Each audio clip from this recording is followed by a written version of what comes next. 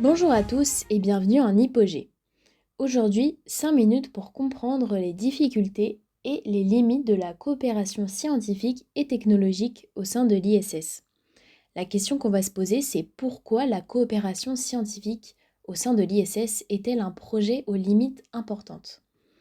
Dans un premier temps, nous verrons que l'ISS est un symbole majeur de coopération scientifique internationale.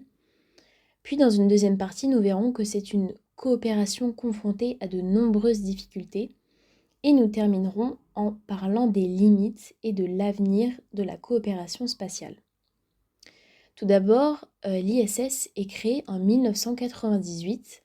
Elle est développée par la NASA en collaboration avec les agences spatiales européennes, ESA, canadiennes et japonaises pour le segment occidental et par les Russes avec l'organisation Roscosmos.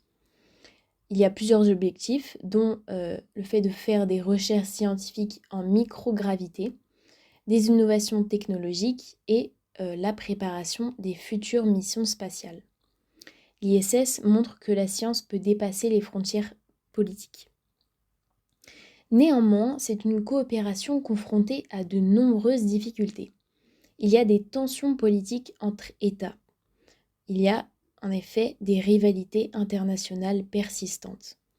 Par exemple, la coopération est fragile entre la NASA et Roscosmos, surtout depuis l'annexion de la Crimée en 2014 et l'invasion de l'Ukraine en 2022. Il y a aussi des défis techniques. La station est une machine technologique très complexe. Il y a donc plusieurs problèmes possibles, des réparations difficiles en orbite ou des risques de panne technique. Les modules sont construits par différents pays, donc des technologies différentes. La maintenance est donc très complexe en orbite. En effet, certains astronautes doivent parfois faire des sorties dans l'espace très dangereuses pour réparer la station.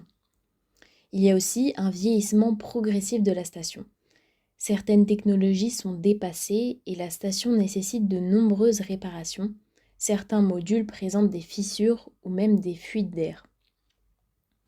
Il y a aussi un coût très élevé. Plus de 100 milliards de dollars ont été investis et il y a donc une nécessité de partager les financements entre les partenaires.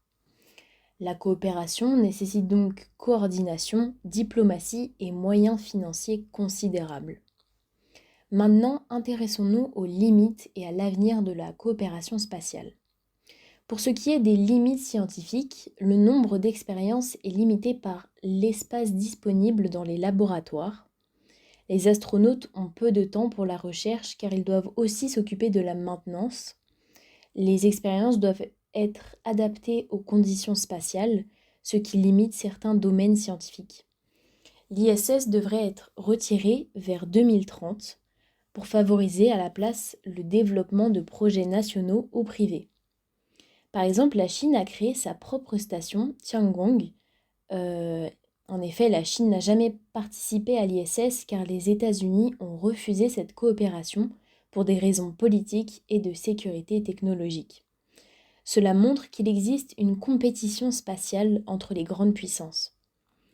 La coopération spatiale pourrait évoluer vers de nouveaux partenariats ou des projets concurrents, notamment des projets plus modernes et tournés vers l'exploration de la Lune et de Mars. Pour conclure, l'ISS représente l'un des plus grands exemples de coopération scientifique internationale.